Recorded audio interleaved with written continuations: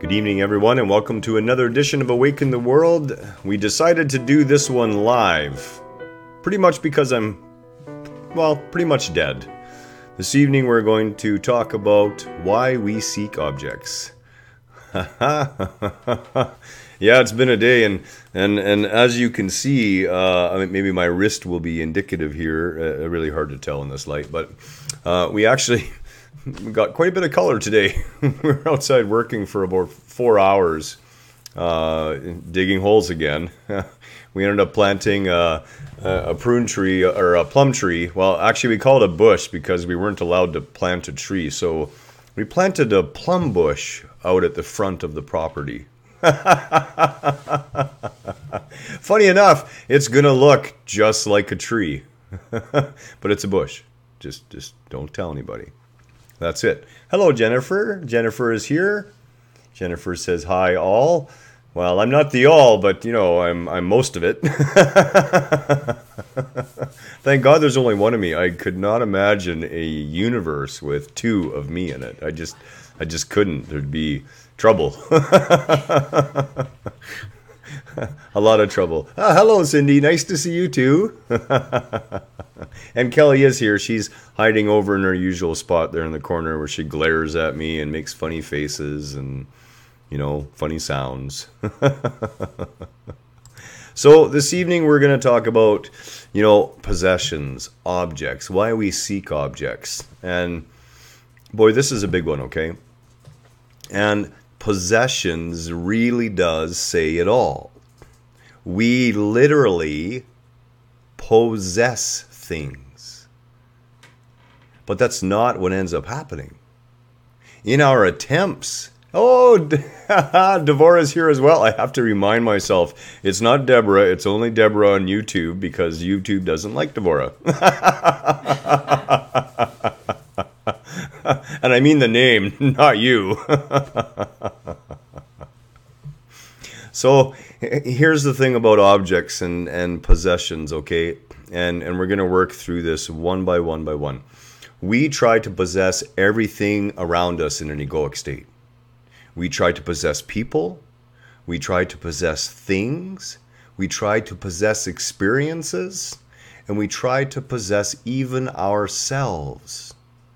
Now, before we get confused, okay, Kelly just gave me one of those weird looks from over there. She's like turned on her chair and she's like, "What are you saying? I don't know.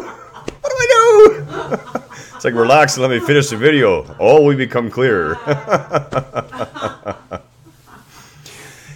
In the act of trying to possess anything, of course, what happens is we are the ones who become possessed by that thing, that object, that person, that experience, or even ourselves. And we're going to talk about them one by one so we can all understand this, because Kelly's still giving me that look from way over there right now. So we're going to start with people. How do we possess people? Well, of course, very simple. You're mine. You are my wife. You are my husband. You are my children. I'm going to run through a couple of the things here. We're just going to do a little drama thing for a minute, okay? And it's kind of a good release, too. I can get into the part just for a minute. But you know what? It's like, you're my wife, goddammit, and you will not go out with your girlfriends tonight. You belong here in the house. You're my husband, and it's not acceptable that you want to do that with your buddies. Damn it, I'm your wife. You do what I tell you to. You're my child, and if you don't get your ass back up into that bedroom, you might just get yourself right out the front door. I think we've all experienced, heard, seen something along that sort of thing. It's unfortunate. It really is. You know, that you're my child and you can do this or leave is exactly what my mother did to me. And I took the door. 12 and a half years old, not quite 13. I left home. That was it. It was enough for me. So the concept of your mine, we turn them into a possession. And this is what happens with everything that we over-identify with. And that's what possessing is all about. It's over-identifying with it. we then think of it as a commodity, as a resource. It's ours. We own it. And we look to allocate those resources naturally. But something insidious and frankly quite terrifying, if you've looked inside some people's homes, starts to happen. Those things which we think we possess, and right now we're going to talk about people, end up possessing us. It becomes dysfunctional. It can become extremely dysfunctional to the point where a man or a woman may kill over the concept of mine, that possession. We try to possess things, right? You think that going out and getting that new car is going to change your life around and make you somehow happy. So you go out and, well, that's my car. I bought it. I own it. That's my house. That's my clothes. That's my toy. We possess things. We try to possess things. We imbue it with identity. We give it part of ourselves. And in that process, we're possessed by it. It owns us now, not the other way around. That's why in owning everything, you own nothing. You yourself are owned. It is in the act of owning nothing, of about attaching to nothing, that you become truly free for the first time. Unowned. Not possessed by that which you would possess. Experience is a big one, and we see, I'm going to give you a prime example of this. I have this deep, powerful, resonating voice, and let me tell you, when I want to let it go, I can shake buildings. And I will go into the bin, and I will intentionally drop down to a little bit lower pitch, and let my voice boom out through the whole store. And in this case, I was talking to a woman about my near-death experience, and I had this crazed Christian come walking around the corner and say, "Did you see streets of gold? Were there paved streets of gold?" And I said, "No, there wasn't." And she says, "Well, you weren't in heaven then. You must have been in hell. Because heaven has paved streets of gold." And, her sister had a near-death experience, and her sister saw paved streets of gold. We try to own our experiences too, so we're not willing to accept anyone else's experience as valid. And what we fail to understand is there is no such thing as an invalid experience. There's no such thing. So let's be really clear. I'll look the camera right in the eye for this one. Don't let anyone tell you that your experience in your life of anything is invalid, because it is valid. But don't own it. Don't get so tied up in your experience that you cannot accept an oppositional experience of someone else's. Possessing ourselves. How do we possess ourselves? Well, of course, we all naturally do it. We do it with that false sense of I. That false sense that somehow this whole thing is mine. This is my body. This is my mind. This is mine. And in fact, you are an expression of divinity. Get over yourself a little bit.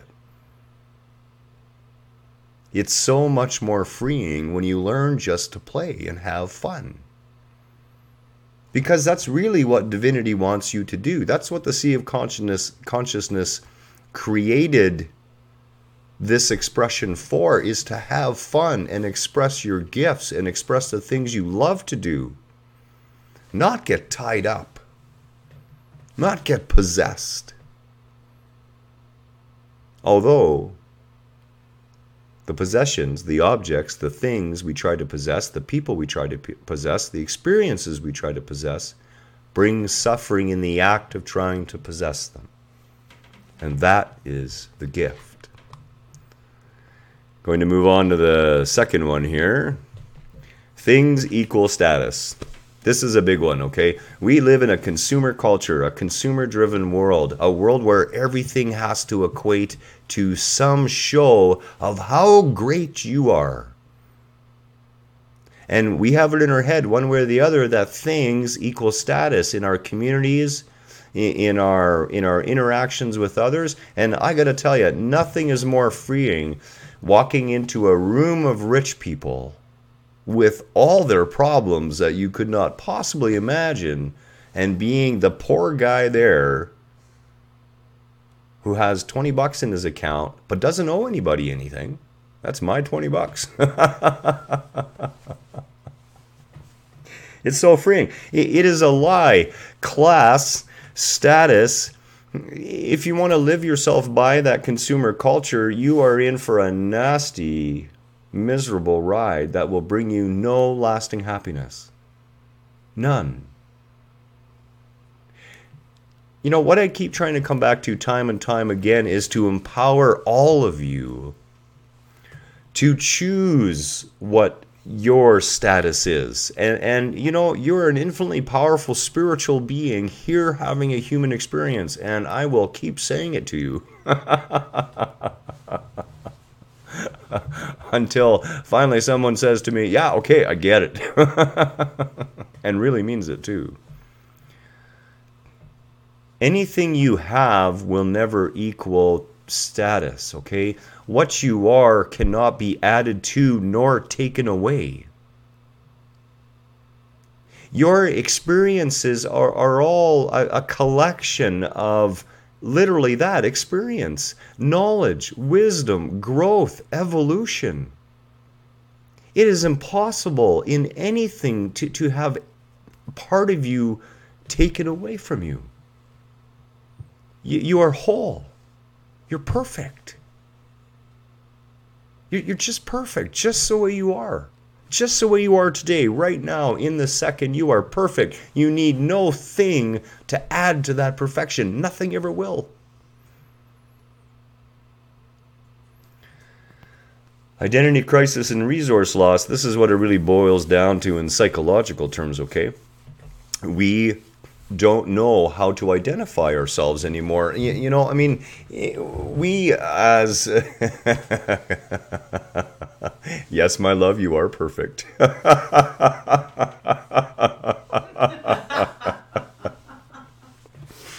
Okay, Garen, bite your tongue.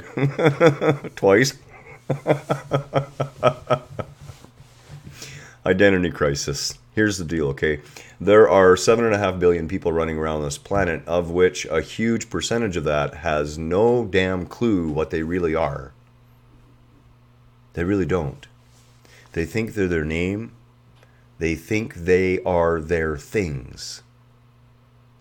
They think that what they have defines them.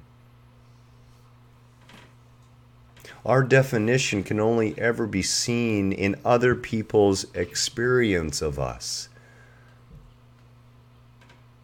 And that comes through what we say and what we do in response to what we say. Do those things line up? Do we line up with ourselves? Do our thoughts and words and deeds speak all in the same truth, in the same direction, and roll us forward in life as we express ourselves as this beautiful gift? Identity crisis is what most people are going through, and it, believe it or not, it kind of gets worse at first when you begin waking up, because it's like, okay, if I'm not all the things I thought I was, what am I? Yeah, I get I'm a powerful spiritual being, but what does that look like? Draw me a picture. And that's kind of the issue. Whatever you're doing right now is what you look like.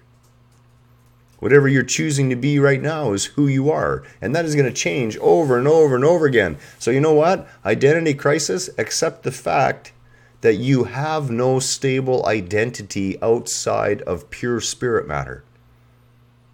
No stable identity. What you are today will not be the same as you are tomorrow. Even the slightest experience, sneezing, will change who you are.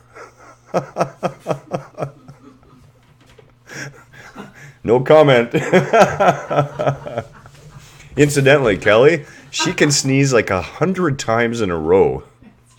It's terrifying, actually. The whole house.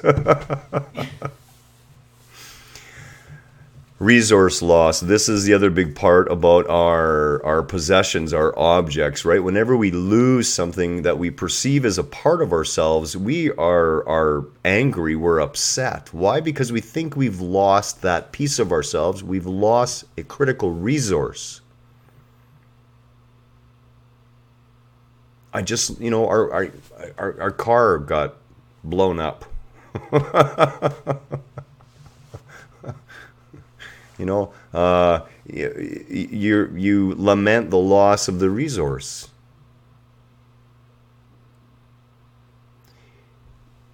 Of course, we've so attached ourselves to those resources that our identity is wrapped up, and we immediately go into crisis. It becomes drama. It's only a car. It got blown up, so what? I wish I would have been there to see it. I always like explosions. Ever since I was a little kid. So what are we really looking for? Why do we go seeking things outside of ourselves all the time? And of course, we're not looking for the things. We're not looking for the people. We're not looking for we are looking for the experience. We're not looking for anything else, though. We are looking for and we're going to talk about this because I've had some thoughts on this.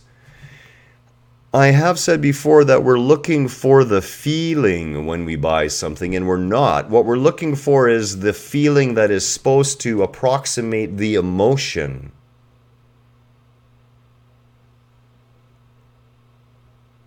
That's a lot of text for me to read.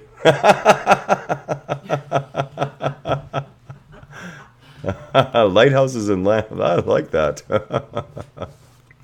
So this is what happens. Instead of coming into a state of being where genuine emotion can well up within you, joy, love, and ecstasy at life, a sheer delight and awe at living, all these things are things that well up from inside of us, okay?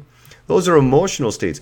What do? We try to think our way into feeling good, which we can do, and there's no problem with that. Your body is designed to help you in the right direction to stay positive and stay on tracks with things. But the disconnect is what we think we want, we don't actually want that. We want that emotional state. We want that state of being, and we don't want it just for that brief period of time when the car is new and shiny and it's fun. We want that state to keep going and going and going. And that's why we will drop the car and go pick up another object. And if that object doesn't do it, and it won't, we'll go after another object. And we'll keep going after thing after thing after thing. This will make me feel good. Wait a minute. It did for a minute, but now it doesn't. I need a bigger one. I need more. And you're still not happy. And instead of catching what's happening, instead of realizing, wait a minute, the more things I'm getting actually are causing me more pain, more suffering, more issue. We keep blindly clamoring for things. I'll be happy when I have this. But happiness never comes with it, only sorrow. Short-term happiness, sure. I've done it. I bought a brand new jet ski a number of years ago. And when I say a number of years ago, okay, let's be honest. It was like when jet skis first came out. Literally, first came out. They weren't the sit-on ones. They were only the ones with the handles you held onto in a little platform. And I bought this stupid thing. And I used it one time over an entire summer. And I realized it was a boat anchor to my existence. I took it back to where I had bought it, and I lost about $1,000 on it. Good lesson, though. I didn't need it. I thought it was going to make me happy. I thought I had all these pictures in my head of what it was going to do, and you know what? Nothing of that ever came out. This is the lie of that. We externalize what we think we're missing, and we try to get what we're missing outside of ourselves. And it doesn't matter whether that object is a person, place, or a thing. We are always going outside, outside, outside, forgetting that it is all interpreted, all dealt with right here. If you get the inside right first, if you get everything focused and balanced and in harmony, and you can center that candle within yourself, and you can be the calm eye in the storm, all the things that you would ever desire will manifest. And you will see them with new eyes. You will not see them with eyes that seeks to grasp and to hold and to control. You'll hold them as precious gifts in your hand, open-handed. You'll support them. And when your time and your realization that nothing is meant to be in your existence forever, that everything that exists in this physical, corporal realm will pass away, you'll let them go. You'll stay free of them. You will not be possessed by them. It's beautiful, actually. It's the fear. This externalizing comes out of fear that we're not enough. And to be honest, we're taught it. We are taught it at every level. Religion teaches you that you're bad, that you're not enough, that you were born in sin, that you could piss off a creator. Watch out. Society teaches you that you're not good enough unless.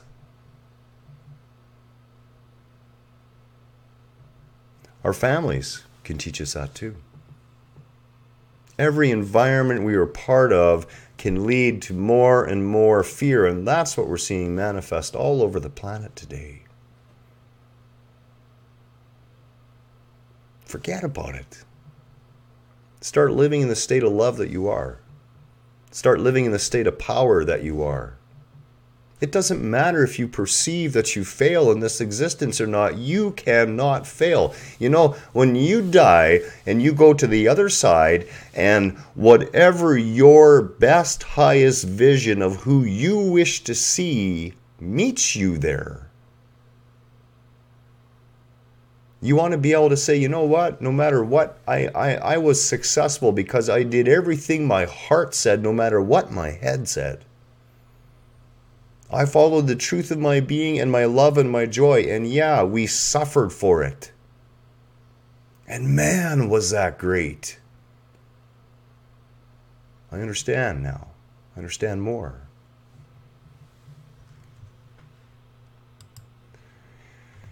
Here we go. Tips. Haha. So you're surrounded by a lot of objects. You're surrounded by a lot of things. And Kelly and I talk about this because I have lived a very frugal life forever. Reduce. You know, it is so freeing to let go of things. And as I think I've mentioned before, up until the point I met Kelly, every year I would take my most valued possession, that thing which I was clinging to the most, that I had identified with the most, and on my birthday I would give it to somebody. I'd give it away. That was the best birthday present ever, freeing myself yet again. So start freeing yourself, reduce in your life, reuse what you can. Our planet is a finite environment, and the more we learn to reduce, the more we learn to reuse what we have and repurpose it, the better off we all are. Downsize. You know, it drives me nuts. We'll go by these houses, and there's like 3,600 square feet, and there's 3 people living in the house and 9 cars out in the front yard covering the grass and the driveway, and can you imagine the cost, the upkeep alone? And all I hear over and over again is people complaining about how they don't have any money, no time in their lives. I wish we could have this experience. And you know what? If that's what you're saying, sell it all. Go small. Live in a tiny home. Figure it out. There are ways you can reduce, and all of a sudden, you know what happens? Not only do you become free, you begin to become more creative. Because all this energy that was going into maintenance and care for all that stuff is now free time. And without even earning any more money, money starts to flow again. Because you're not putting it out all the time. You're not putting it out for your maintenance and your extra insurance and this and that and the other thing. You see, we become a slave to anything we seek outside of ourselves, while what we seek inside empowers us. Remember that the next time you look outside of yourself to be empowered, that you're not going to be empowered. Exactly. Devorah says lightness literally takes over, and that's the truth. It does. The more you let go, the lighter we become. Literally, the lighter you become. You know, my wife and I, we buy used all the time. I wore as a matter of fact, I was gleefully showing my neighbor my beautiful pair of Nike walking shoes. They're like brand new. And I picked them up at our neighborhood secondhand nurses auxiliary. We call it the bin, for $3 on a half price day. You know, those shoes are 100 and some odd bucks minimum. Minimum. $3. Like I said to Kelly, we you know, there's $100 now that we could spend on something, an experience, something fun. You know, I'm not saying don't clothe yourself properly, don't care for yourself properly. Obviously, those things have to be done. But reduce the load on yourself. Reduce the stuff. Carry as little as possible, and you will find yourself so free and so stress-free and so much happier and lighter. Cindy says, I love a bargain. Yeah, us too. As a matter of fact, most days, most of my clothes represent bargain clothes. And it's crazy. I just love it. Excuse me. So that really covers off objects. And I do have another, it's slightly off topic, but I found it kind of cute. So I wanted to pull this off or up and show everyone, because here's something that happens a lot of times, and this is really interesting, okay? So, the deadly facts about water. Fact: water can be chemically synthesized by burning rocket fuel. That's true. Rocket fuel will often chemically synthesize water. Fact: overconsumption can cause excessive sweating, urination, and even death. And yes, that's true. You can drown yourself. Fact: 100% of all, now this is a serious one, 100% of all serious serial killers, rapists, and drug dealers have admitted to drinking water.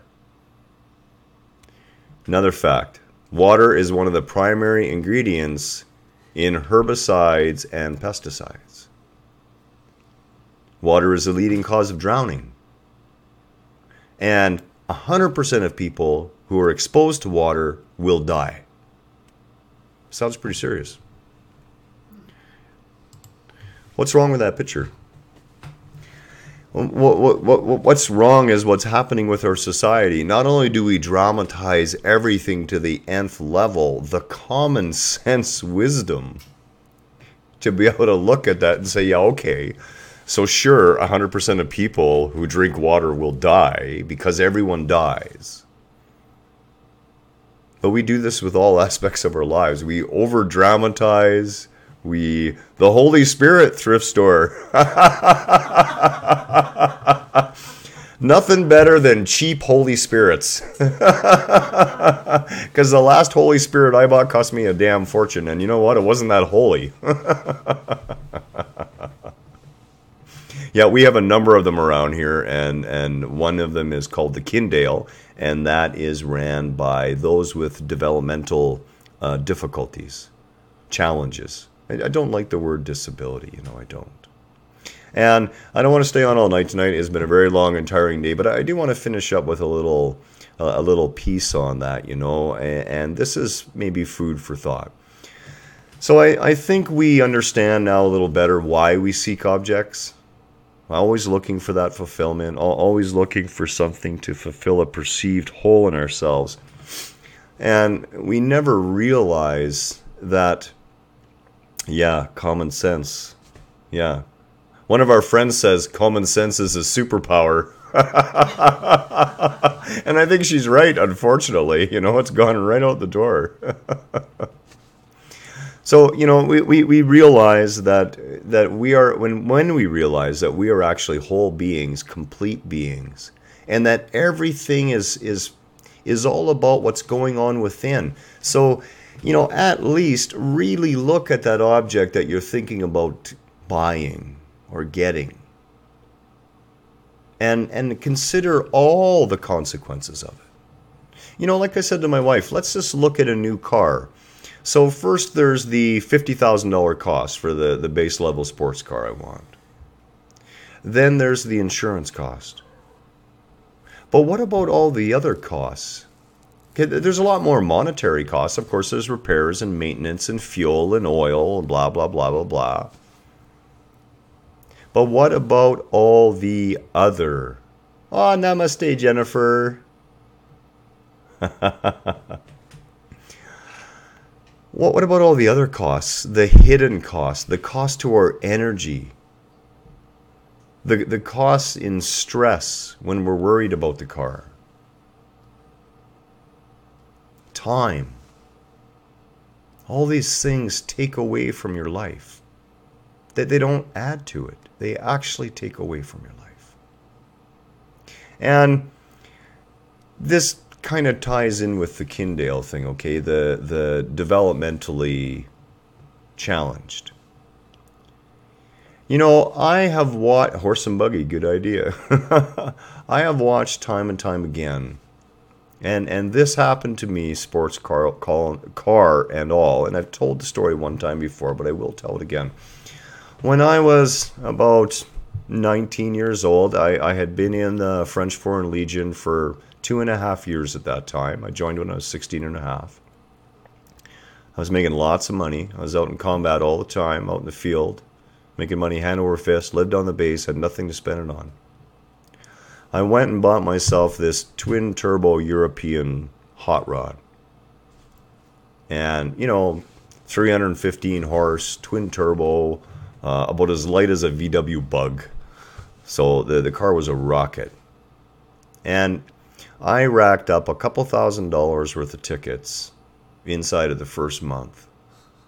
And I was in the car one day with one of my buddies, and it was a Sunday afternoon, and we'd just come back from taking the car out on the track, actually, and paid for some track time. And I had to stop in the road, and I had been complaining to my friend about how miserable things were. And in front of me, on the side of the road, there was this gentleman, and you could see that his one arm was locked up tight like this against his body, and his hand was there. It wouldn't move by itself. It was stuck there. And it seemed like his whole hip and one side of his leg was twisted. And his face was partially contorted, and his eyes were looking off to one side.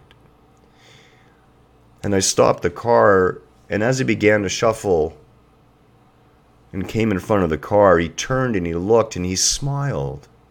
This beautiful, totally open, honest, freeing smile that to this day brings me to tears to think about it. There was I, amateur bodybuilder, lots of money, fancy new sports car, great job, perfect physical condition, girls hanging all over me, on top of the world, whining about my miserable life. And here was this simple person with simple needs, and really simple desires. Living really simply. And it blew me away.